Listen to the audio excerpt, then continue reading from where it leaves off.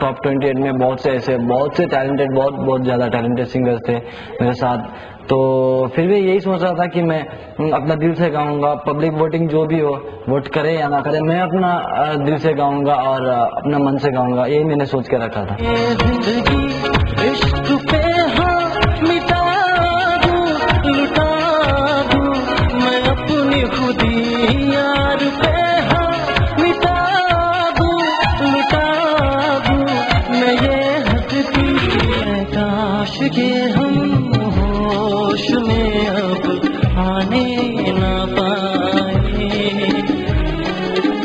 काश के हम होश में अब आने ना पाए।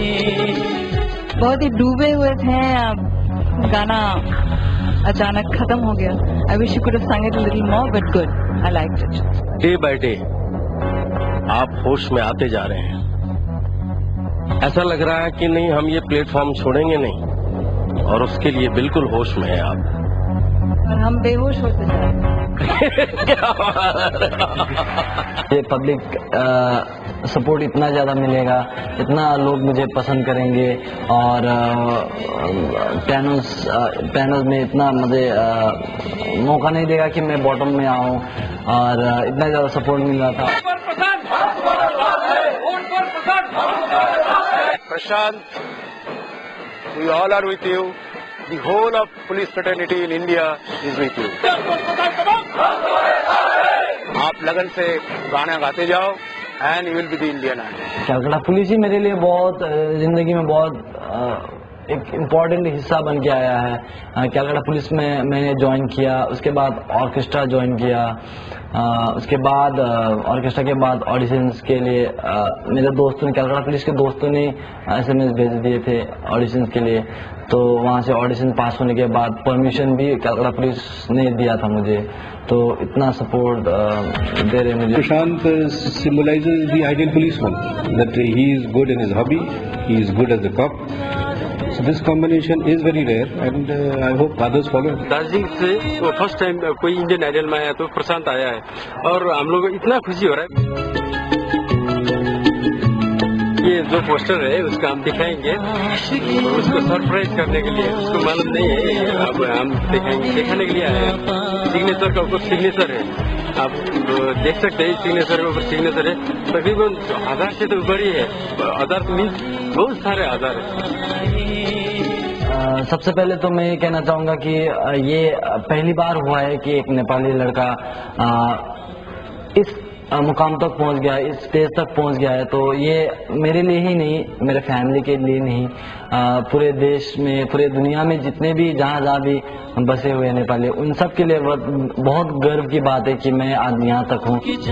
वैसे तो मैं जब कलकत्ता पुलिस में था तब भी ऑर्केस्ट्रा में थोड़ा बहुत स्टेज में परफॉर्म करता था, तो उतना ज़्यादा मुझे एक्सपीरियंस नहीं था। और यहाँ आने के बाद सब कुछ मतलब माइंड में घुस गया है कि क्या करना है स्टेज में, जब हम रहते हैं तो क्या करना चाहिए, पब्लिक के साथ, ऑडियंस के साथ कैसे इंटरेक्ट करना चाहिए, और साथ साथ अपना सुर भी कैसे ठीक रखना चाहिए। ये सब यहाँ के सीखने को मिला।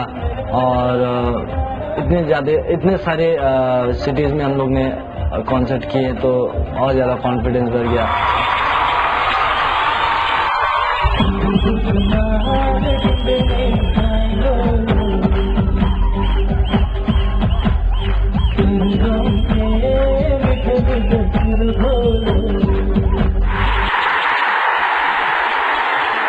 इंडियन आइडल में सबसे ज़्यादा फन मोमेंट मेरे लिए था जब हम लोग ने मैं और परलीन ने एक साथ स्टेज पे गाने गाते हुए डांस किया था। और वो सबसे ज़्यादा फन मोमेंट था मेरे लिए, क्योंकि मैं पहली बार स्टेज पे इतना ज़्यादा डांस कर रहा था और बहुत अच्छा लग रहा था। गाना भी बहुत फनी टाइप का था और बहुत फन करके हम लोग ने मस्ती करके डांस कर रहे थे, तो वो सबसे ज़्यादा फन मोमेंट मेरे लिए था।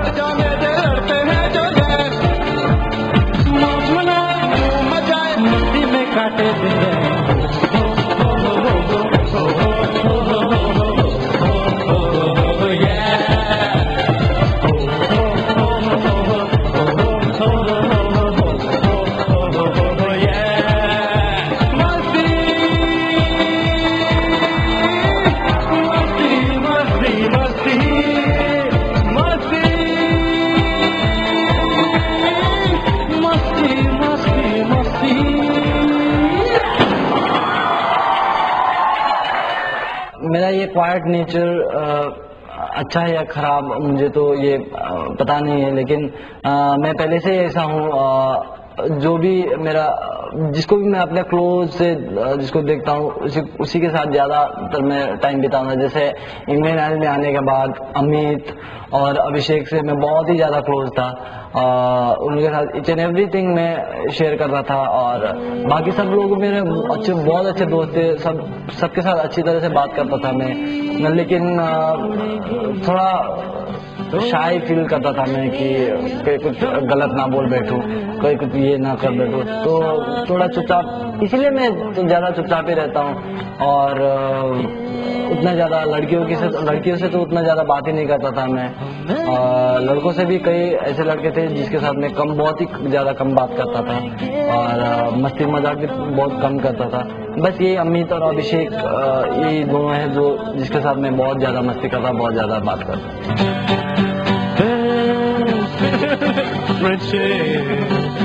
We will never break. We will break everything.